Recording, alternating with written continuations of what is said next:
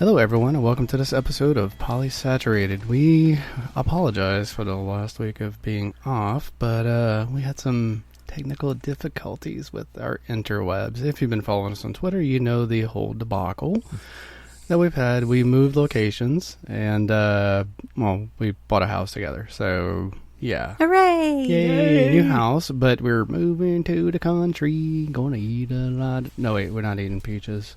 I wouldn't mind eating peaches. That would be nice. Mm. Wait, we're talking about the fruit or the singer? What? So, we moved Polysaturated headquarters. Right. And in our new sound booth. The closet. So technically we're in a closet. We're coming at you live from not the closet. so live from the closet. No, wait, but we are live. Oh, we're No. recording. But we're all in the closet together. We are in a closet together. Mm-hmm. So, This works. Yeah, this works. And as always, I'm Zan. I'm here with Jay. and Grow. and this is Polysaturated. yes, it is. Okay, so before we get started, I want to give a couple shout outs to some of the fans we have out there. We have some really Super good fans. We love you. Yep. So we had a nice little conversation with Aaron. Hooray! So he really liked the fact that Crow calls me his husband. Mm-hmm. Mm-hmm. He's still your husband. He's still my Oh, husband.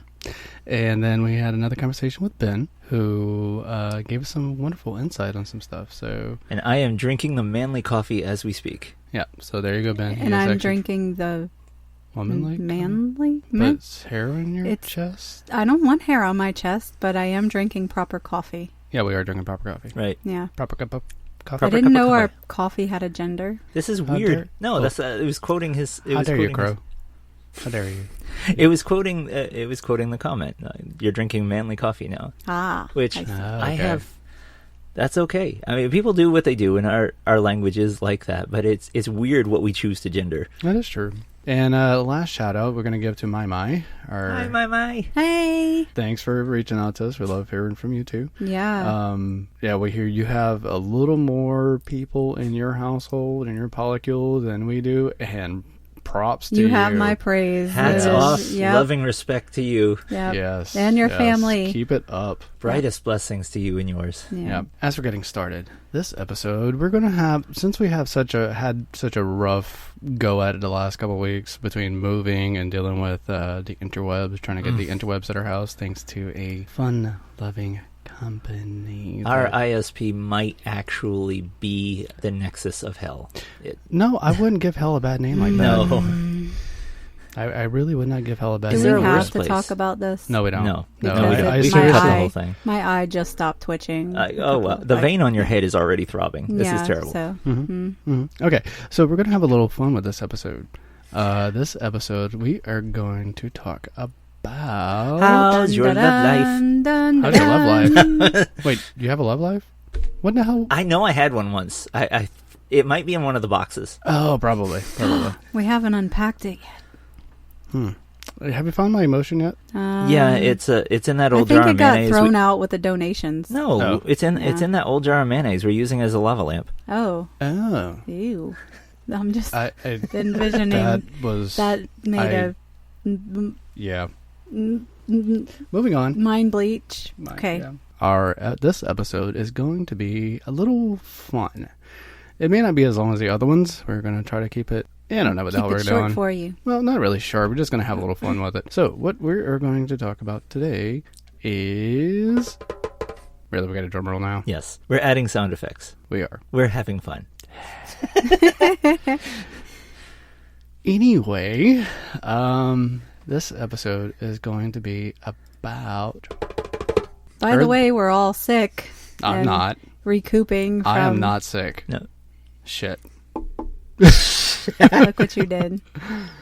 Yeah, Okay. consider, you know, my immunity is probably good from being in a petri dish like forever. You're the one that brought us this. No, I did not. I no, you carried it. Oh no, You carried it. It came in How? on your clothes, on your stuff. I'm and- feeling perfectly fine. Yeah, but you're immune to it now because that's your You're native typhoid country. Mary. See, you brought it from Europe basically to the New World, and you're killing off the So, tribe. Basically, you're saying to give you a smallpox blanket. Mm-hmm. Yeah, That's thanks. what I'm saying. Okay. So yeah, this episode is going to be about... Poly misconceptions. Dun, dun, dun. Yay. Doo-doo. Okay. Who wants to get us started on the misconceptions of polyamory? Because, I just want so many wives. That brings us right to the first one that I encounter the most often, is that whenever you come out anywhere or you come into a group and they find this out about you, whether they're accepting or not, people have a tendency to go into one of the biggest misconceptions is that all of us are simultaneously on an endless recruiting mission. That I'm poly, so therefore I am interested in you. So, what's it saying? I'm poly and still won't sleep with you? Yeah, that was polyamorous and still won't sleep with you. Now, because polyamory doesn't mean slutty. Even though I can be slutty all by myself. I don't need to be poly to be slutty. We know. We've had those conversations. So yeah, that's the thing that you come in contact with right off the bat is always that you're somehow on a headhunting mission because you are poly. So you must want everybody. And God forbid if they ever find out you're bisexual, then you are after everybody. Because to a bisexual, there are no friends. There is only prey. Yeah. It's like that meme that you see where they're like staving off the raptors. It's like when you tell people that you're polyamorous and bisexual, you're like, you're just... Yeah, no. Yeah.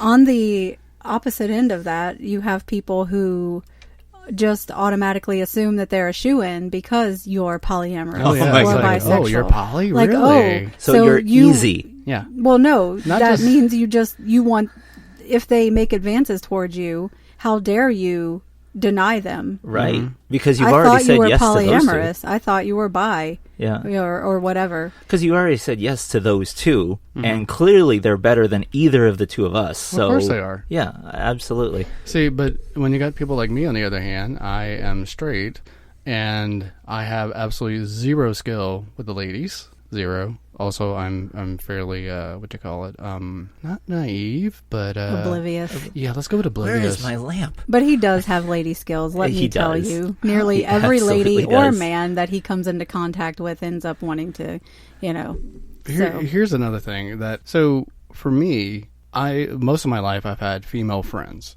And that's really all it's been, is platonic female friends. It's just something I do. It's something it just is what it is. I get along better with women for whatever reason than I do men. And when a friend that doesn't know me all that well learns that I'm poly and it's a female, they're like, oh, well, you're just talking to me to get me into your grasp. It goes back to that constant mindset of you must be recruiting if you're poly. Yeah. Right. And no, that's not the case. And I like to actually have a conversation that doesn't involve talking about women like objects or, hey, check out the tits on that woman. And I'm like, really, that doesn't, I like to have an intellectual conversation. Right. And I do have male friends. I do. I really do. But most of the male friends that I have are not the ones that I'll get that kind of conversation from. Right. So it's just, I'm very selective. And I know that talking to women, I typically won't get that conversation. It's one of those things that there are some... But I'm not recruiting. Yeah. Jay has actually prepared. I did too. I read, and she asked where my list was, and I was like, it's in my head. She goes,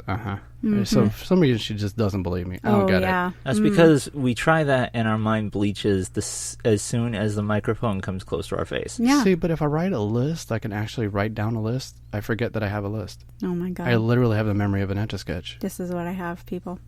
This is what I have. A little shaking, and it's all gone. That's why I don't dance. Okay, so I have a whole list of things, and I guess you want to try to work through them quickly, or let's just. I'd go like through to. I wanted to touch on one right away because the recruiting thing is irritating enough when people just will not stop thinking that you're obsessing over them. That's one thing. You're not that special. But there's also the assumption of, oh, your marriage must be failing. Or your relationship, if you're not married, or whatever standing relationship that you had, if you're seeking someone else, clearly you must not be satisfied in all areas of your life. Right, because Jay does tell me I'm happy in our relationship, so I think we're good. Wow. No, really. In Jay and I's relationship, we've been together for 22 plus years. Long time. That is really not why we got into polyamory, because we weren't happy. We just kind of almost It just literally, happened. Yeah. It really just happened. And then we realized it was polyamory. I was like, oh, look, Oh, there's a thing. What we've been doing is polyamory. Yeah, that's the real reason why we got into polyam. We're just kind of like, oh, look, we like doing this, and we really have some people in our lives that we love. With all that, they also think that it's a big orgy all the time. Oh God, and no. that it's never-ending sex. Bow, With the chicka, first, bow, wow. one of the first things, especially when I'm talking to, friends that they may be monogamous or whatever, their eyebrows go up, and you know exactly what they're thinking. Like, I can imagine the sex life. Like, yeah, it's I mean, I am not. Our Not sex life is complaining. pretty freaking amazing. Yeah, it's about effort and whatever else. And we have the same drawbacks, hang-ups, issues, everything that every other couple or... And that's one thing we can bring up in a later episode is, like, how do you handle somebody in a polycule with a different sex drive than all the others? Because that is a thing that happens. Mm-hmm. So, because nobody's going to match... are going to be exactly the same, because if everybody is exactly the same person, then you have to tell us how you clone yourself. So that's the thing is, and I brought this up in one of the previous episodes, and people will literally think it's perfectly okay and socially acceptable to be like, so what's it like in the bedroom? Like, what do you do in the bedroom? Sleep.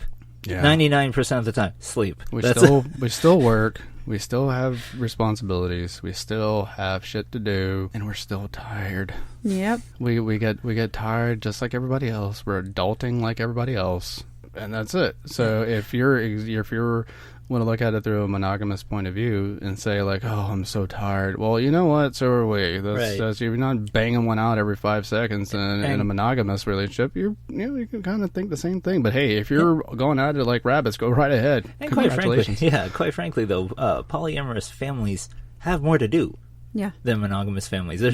We just do. Like, there's more on the calendar. There's more, if you're tired and not getting sex as often as you want, just add more people, and now there's more scheduling, and now there's more doctor visits, and now there's more bills to pay, and now there's more everything, and you're more tired now. Yeah. Yep. So what else is on your list there? That polyamorous people will cheat on you or your wife. They're more apt to cheat on you or be less faithful, or they are a threat to your current relationship or marriage. So us being... I actually get that within the polyamorous community. Really? Yes. I've seen it happening, and it has happened that people will not friend certain people or be around certain people because they feel like they are a threat to their polyamorous Holy shit, polycule. Wow. See, because... That's so weird that we stereotype ourselves. Right? That is just like, oh my God. And it's there across the board. See, what I find funny is that, adults are in a consenting polyamorous relationship, and they have the people to think, since we're open, we communicate, we're ethical about things, that we're going to start cheating on each other, because part of the whole thing about being polyamorous is communicating and telling the truth. So honesty, love, communication. Well, but we're controlled by our sex drives. We can't help it. Good God, I think my sex drive's still in a drawer in a box where my emotions are. That's the thing about polyamorous relationships is you have to be some kind of special, like some kind of special something, some kind of special weird, to want to cheat in an environment like this. Oh, yeah. Because why do you need to? Yeah. All you have to do is talk it over. Yeah, it's like, hey, look, I find such and such attractive. Would you mind?